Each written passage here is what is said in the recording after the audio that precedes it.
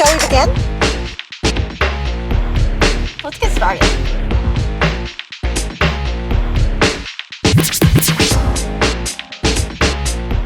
Hey, Mom, can I have $20? I gave you $20 yesterday.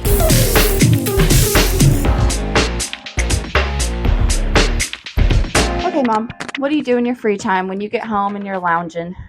What do you watch on TV? In my what? No, it's not that bad.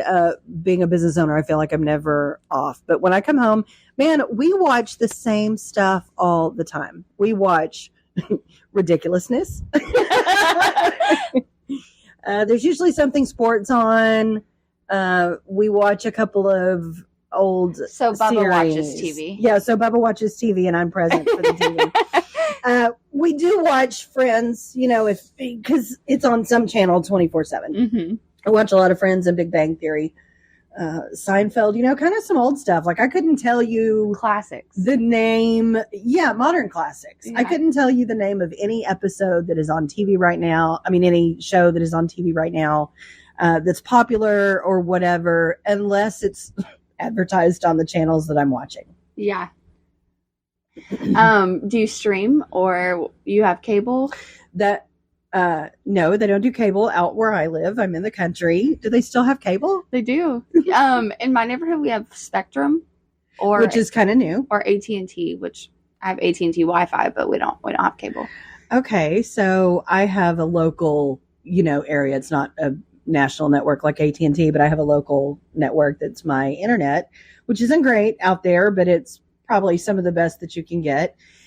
But no, we have like YouTube TV, and that's where we watch TV or whatever. So we have channels and stuff.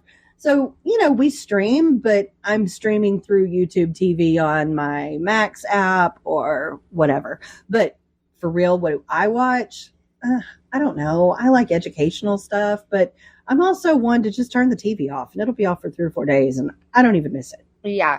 Well, I have a toddler, so sometimes the TV is our best friend. I try not to, but sometimes you gotta do what you gotta do.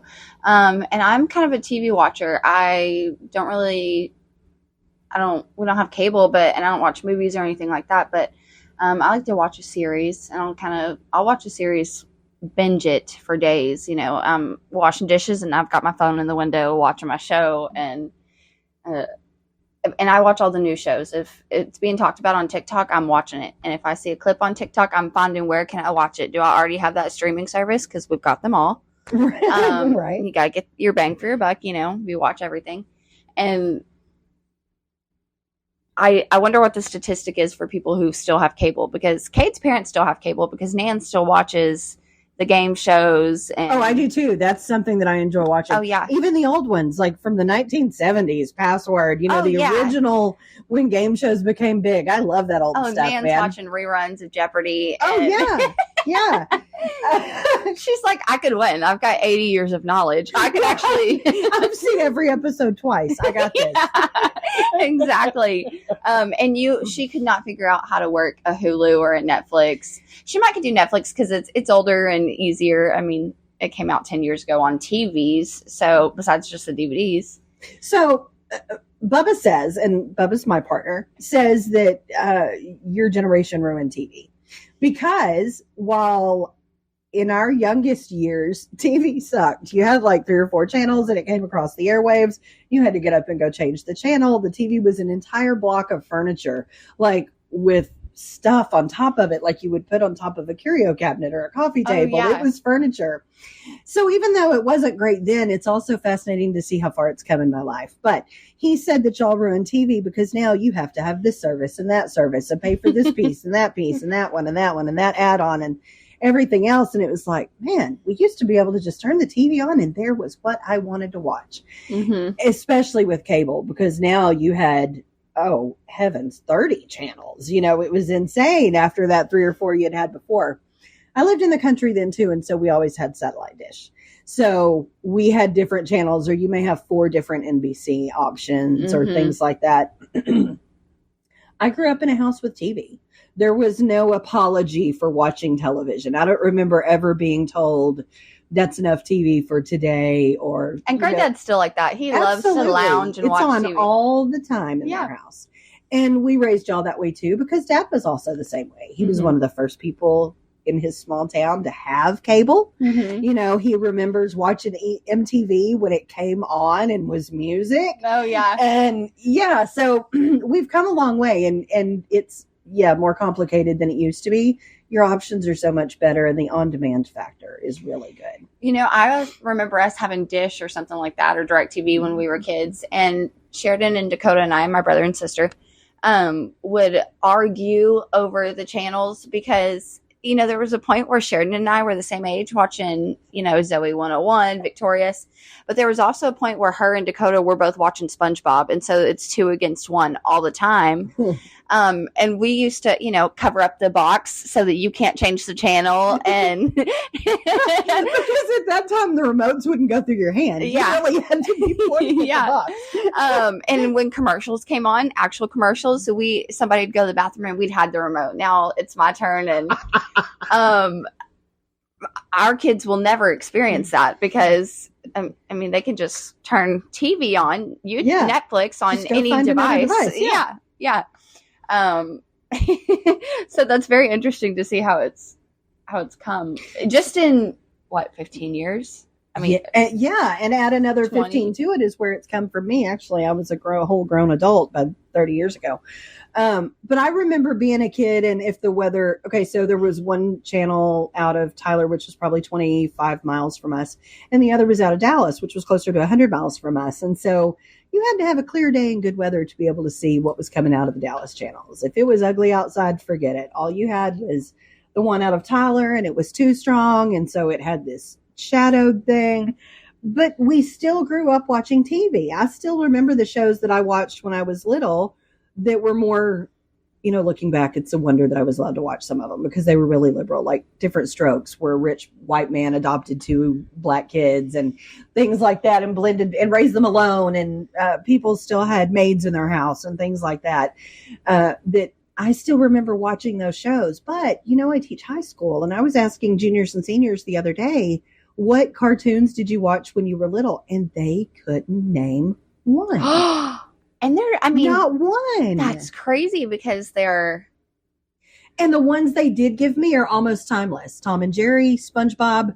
I mean, SpongeBob's been around 25 years or something. And that was their parents going, okay, you got to watch these if you're not watching anything. Yes. You got to watch these at least so you're a cultured person. Let me show you what real TV is. Yes.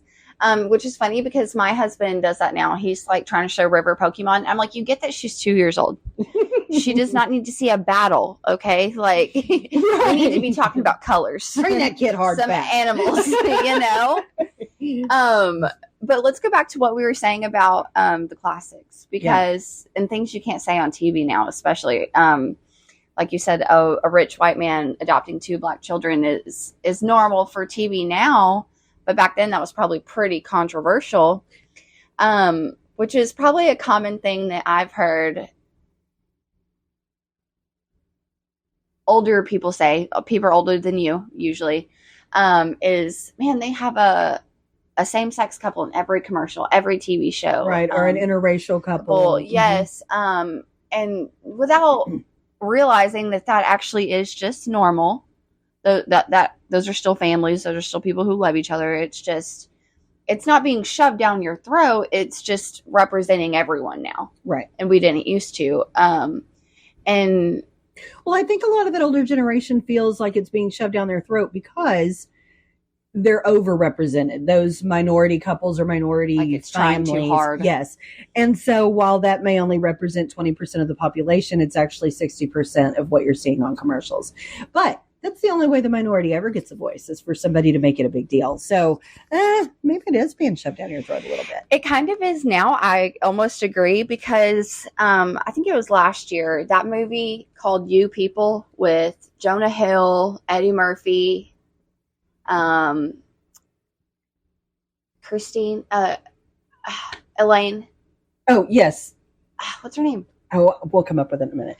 Yeah, she also played Christine, Elaine Bennis. Yes. Okay. Julia Louis-Dreyfus. Yes. Okay. So she was in that movie, and it was about Jewish white Jonah Hill marrying a black woman, and of course her dad's a mad black man, you know, is the term that they said in there, like, and it's very like pushed kind of racially. And I remember watching it with Kate and going, they tried so hard to make all these to the point that it's forced. Yes. And Yes. I watched it going, do you have all these comedic geniuses on the same set and y'all made this movie? Right. You know, it very much is at this point. I mean, I agree that's the only way these people are going to feel, not these people, that sounds awful, but The people we're referring to. Yes. Yes. Are going to feel representatives in the media when it's everyone is seeing it. Now you all know that we're here. Right. You know, and I love that, respect that. But it turns TV into not what it used to be. You said you all watch Friends, and I love Friends too. It's my, what is it? Emotional support show. That's what I watch before I think bed. it probably was for all of us. That's what I watch before bed. But Ross says things that you cannot say now. Right. They all make jokes that you cannot make now. Well, the way they treated his ex-wife, you know, finding out that she was, or realizing that she was gay, admitting she was gay, maybe is more accurate, but that it was oh, we can't talk about that. It's really uncomfortable. And now it's just another chick with a partner. Yeah. You know, it's not really, nobody thinks anything of it anymore. Do you think that has changed or made an impact on comedy? Because Seinfeld is not very controversial at all. Right. And people now say that it's boring, which I disagree because I'm a comedy fanatic. And I think the show is so creatively written by Jerry Seinfeld because it's not just the script. Anybody can write a funny script. Not anybody, but lots of people can write a funny script. Lots of people can write a funny script, but it's the blocking, the way, it's the everything. It's the hand movements, well, you know, it was the show about nothing. you know, nobody can see me, but the emphasis. She's being Kramer. The emphasis, yes, on characters even is so good. I think that's also what made Friends work, and it's what made Cheers work, and several other shows that had a very long life like that. That's the back of the, what do you even call that? The back of your fist beating together. That was the way of flipping the bird without flipping the bird. Yes. Those things that aren't written in the script, but they did. So I actually saw a really cool example of that. The infamous pivot. Oh, yeah. scene. That the whole script for that 6 minutes or something of the show, it was a chunk of the show, may not have been anywhere near that long. I've seen I've seen the outtakes so many times that I can't remember what the real scene is. But that scene was literally like 20 words on one page. It was the physical comedy that made that what it was, and you don't even think about that. Yeah. It's just those characters being real. They're so true to what is written, and they've made them their own, and there's such perfectly fitting stereotypes. You've got the neat freak, and you've got the fashionista, and you've got the brain, and you've got the good looking stupid guy. You know, you have all the stereotypes represented there. However, the criticism is that there are some stereotypes that are notably missing, that there are not minorities in the show, that there are not people who don't fit this New York lifestyle. Yeah. So people hate Friends now. Which is sad because, like I said, I love it. And, you know, you were a drama kid in high school. Yeah. And so I think that also plays into the love for that. Yes. Because I also enjoyed drama. And I've said before that the first time I realized I loved comedy was learning about the textbook, How to Be Funny. The repetition that I learned in drama class, you know, this is how you make a skit funny, the emphasis, things like that. And I was like, oh my gosh, I can actually, there's a way, like a map. There's a method. Yes, There's an actual formula for doing this. And if you can perfect it, because you have to, you know, it's not just anybody can read a book and learn how to be funny, you know, or can they? But I just find that fascinating. And I think that probably comes from you a little bit, that history of that. The appreciation of it. Yeah. But we also talked about people being represented. And so there's also things that come into TV shows and media, like documentaries that make a big screen. So I was going to ask you about that, because as we're recording this, it was only a couple of weeks ago, maybe 3 weeks ago, that the Quiet on Set came out, and it obviously made a big splash. And I don't know if you've seen the 5th episode yet, where they sort of do a recap and revisit some of those people, but I have. No big surprises or anything there. Yeah. They revisit the people that you've already met and talk about what happened since this. But that makes a big splash, and I'm wondering for you, I mean, those were things that were playing on the TV as I was doing something else. Y'all were old enough to be managing yourself by the time you were watching all that, Victorious, The Amanda Show, all of those things. How does it change it for you now? How does it affect your memory now? I remember watching some of the things that they talked about in the documentary. I don't want to say any spoilers, I guess, but I guess. Everybody knows that Dan Schneider was a joke and that there were child molesters and other unsavory people on the set. I don't think you're going to spoil anything by saying that. Well, I mean, there was just scenes that they did that, looking back now, yes, that's weird. Yes. But at the time, I was thinking, this isn't very funny. Right. Like, and for somebody who's the target audience, I didn't think it was very funny. I thought that was weird. I don't think a silly, goofy thing, you know. Even as an adult with 3 children, and part of this is because I'm naive and want to believe that everybody is good. I didn't, and one scene that I can think of in particular is when Ariana Grande was getting sprayed by all the water guns by a bunch of guys. And she sort of runs into the middle of them going, oh no, stop, quit spraying me. And I remember thinking, that's just really bad direction. Like, shouldn't she be running away and they're chasing her or something? And of course, it's meant to look like something much more adult oriented than that. And I see that now, but I can't be the only person that didn't notice that. My brain doesn't automatically go there or whatever. Well, and I think that shows like this are making that change because I think that for moms your age, that was common. That darkness wasn't in the media as much as it is now. There wasn't light shown on it. And now as a mom, I'm like, oh no, my kid is just not watching TV. Like, you know, I'm watching everything she watches before she watches it. Yes. And that's going to take me a lot of time. We're going to have a lot of fights, but it is what it is. Which I probably didn't pre-screen enough stuff, but I was aware, and I know you remember this, when they changed the actor for SpongeBob, they actually changed a lot with SpongeBob, and I wouldn't let y'all watch it anymore because they were making jokes that were too old for their audience, which was like 7 to 10 years old. Yeah. And so when you're, talking about ripping your pants and your butt showing and swearing and stuff like that, that's not 7-year-old jokes anymore. Yeah. Yeah. Of course, we kind of, there was 3-1. Sorry, Steph, but we were watching Family Guy way too young. Oh, yes, you were, and I was checked out by then. I'm sorry. We all know that I struggled. I lived in survival mode for a long time, and I think that's where I was. And I was like, hell, if they get it, what am I shielding them from by telling them no? And ridiculousness too. Yeah. Now that I'm an addict to that, I was like, oh my God, I let my kids watch this. And Dakota loved it. Oh yeah, I still remember y'all coming in telling me about things you saw. That is so funny. But I think a lot of moms, I mean, at some point, it seems that TV is kind of becoming a thing of the past because our kids are on devices now.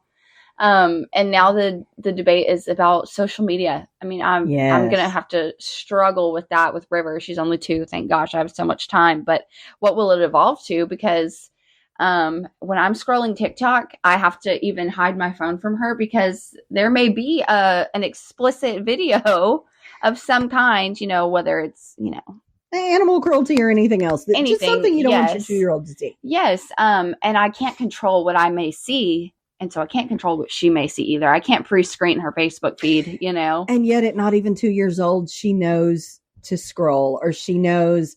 We were watching her the other night when she had any flat rectangle object that can be served, that can be used as a phone. She punched buttons that don't exist on it and then put it to her ear to talk and then pace the room like we do. Like, she's got the technology figured out, even if she doesn't have the details. She does. And right now she's not interested in my phone. And even if she was, nope, sorry, that's expensive. You can't have that. But if she got a hold of it, she knows what to do with it. I know that she knows how to take a picture. Oh no. Because she has tried to do it before, tried to find the camera to take a picture of the dog or whatever.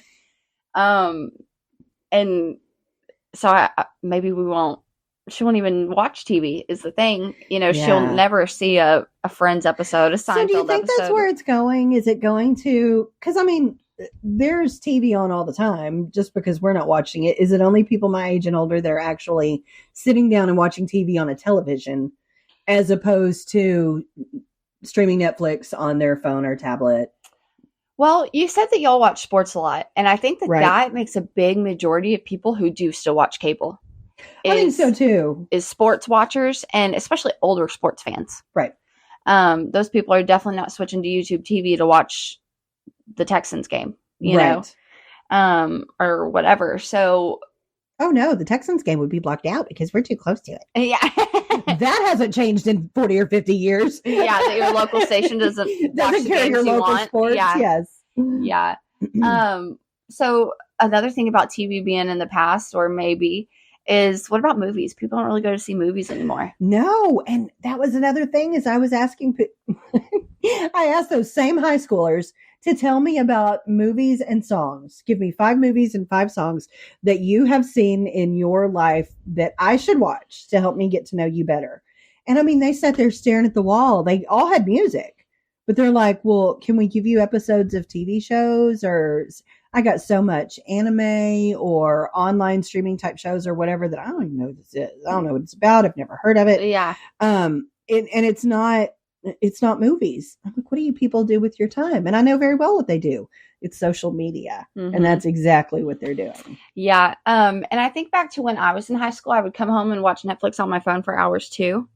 And I was doing the same thing I am now, though, watching series. Like I was watching Pretty Little Liars. I watched Dexter. I watched. And you're into true crime, whatever. too. I do listen to. I don't listen to true crime so much anymore, or even really those kind of shows, just because I always have a toddler watching me. So I have to watch medical shows and things like that. Miss Rachel. Yeah. Little Bear. Yes. Oswald. We've been watching Old Blues Clues. I liked Oswald. He was so soothing. I could take a nap after watching him.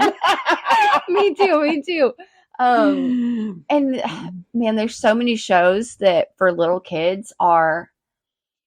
It's crazy to think what that kind of TV is actually doing to the younger generation, because things like Cocomelon that are so overstimulating. Right. You know, what is that teaching their brain to do? Because it really didn't. That kind of TV didn't affect us like that. Have they moved away a little bit from the educational TV? Like I grew up on Sesame Street and everything else was just fun. But you guys grew up with everything was to teach you a lesson or to teach you something more academic like counting in the alphabet. Yeah. But I remember being fascinated with the fact that Barney, and as an English teacher, the fact that there's a story with no conflict is bizarre. But there was never a conflict in Barney. It was just teaching you and it was fun. And we were, not even solving problems, just figuring things out. And that was a great thing for y'all to be watching at 3 if you were going to be watching TV that young. Yeah. Learning to clean up and things like that. But as you got older, I did not necessarily enjoy the tween TV shows that you watched because nobody acts like that. Yeah. And I felt like it made you very dramatic and it made you want things that didn't exist. But my dad said that too. Yeah. I think that's always the thing because it's Hollywood. So of course we want that and stuff. Every growing preteen girl, does not need to be watching Hollywood. Wants to be at a boarding school living on her own. Of course she does. I want that now. We still have an imagination, and then it's being influenced by our stupid TV shows. Yes. Yeah, but the shows that River enjoys is things like Little Bear that is very low stimulation. But they're still doing things. They're, waiting for the snow to fall. They're making soup, and there's a little conflict, but not really. But she does watch a lot of educational stuff. I would say that is still a big push for those kind of shows. I've told you before, we watch like Storybots and the ones that read books to you. Yes. Because we try to read books while we eat lunch and stuff like that. But I think I'm seeing a lot more of those overstimulating shows that I've seen articles on. I have no factual proof. I'll have to find it and link it somewhere. That say that those kind of overstimulation is almost teaching your child's brain to be ADHD. That's true. To almost have an addiction to that stimulation. And so, of course, they're running 90 miles an hour all day because they've just spent an hour watching a TV show going 90 miles an hour that feels like a toddler rave, you know? When I was in college to become a teacher, they told us that the attention span of a student is about how long it is between commercials, which was roughly 10 minutes at the time. It's probably less than that now. But because kids have been watching TV on TV, not streaming, but where you watch it until a commercial comes on and then you take a break and you come back, that we had basically trained our brains to pay attention for 10 minutes, then you can take a break. I've noticed in myself when I'm scrolling too much and I've been spending too much time on TikTok, too much time on Facebook, and I learned to just process, move, that my own attention span gets very short. And I correct that by paying attention to something. I sit down and watch a movie with nothing else going on. I'm not crocheting. I'm not paying attention to my phone. I'm focused on the movie, and also read. If I can train myself to pay attention again to reading for a period of time, then it stretches back out. Now, that's me being consciously aware of it as an educator. Mm-hmm. I can't imagine what it's like when you're 6 and feel like you can't slow your brain down. And I'm seeing it in classes every day. I wish I could show them what I've learned and just put it down for a minute, because Maybe it changes you should things. do a lesson on that the last week of school. Maybe I should. Because they probably have no idea what a difference that would make. Right. Because I do the same thing. I'm probably aware of it because of you. Mm-hmm. But that's also why I watch Netflix on my phone, because if I'm watching it on the TV, it's too far away and there's too much distraction around me and right in my hand. Right. If I'm watching the TV, I can't be distracted by Facebook if I'm watching it on my Facebook device. Yes. You know? Yes. And also I'll even On my Facebook device. That's what I'm going to start referring to my phone as. Let me get my Facebook device. the device To be honest, that's what I'm doing with it. the device I use for Facebook, you know. But that also, I even to the point where if I start thinking about other things, oh man, I got to back up 45 seconds because I missed what was happening because I was thinking about something on Facebook or whatever, you know. So that's it's like my brain goes on tangents when I'm watching a movie. Yes. I'll see something and go, I don't know what kind of car that was. I remember having a car that looked kind of like that, but yeah, and I'm somewhere else. I've lost the train. Exactly. Guess that's when it's time for me to start reading again. Yeah, you should, and you should. That's another, whole topic for another day is reading and the importance of that. But I definitely think you should teach your kids about that before school gets out. I really might. And speaking of my kids in school getting out, I want to say that this episode is brought to you today by Futures Academy. It is a private school in Victoria, Texas for non-traditional students in grades 5 through 12. If your child has been struggling with learning gaps and social differences and bullying situations, and it's time for you to make a change and find a safer, more comfortable environment for them, give us a call. The number is 361-433-0322, and I will be happy to let you know how we can help. Is that all we have for today? That's it for today. Thank y'all so much for listening. You can find us everywhere you listen to podcasts. We'll see y'all next week. Hey, you want coffee? Coffee sounds great. Are you buying? No, I need $20. You got it?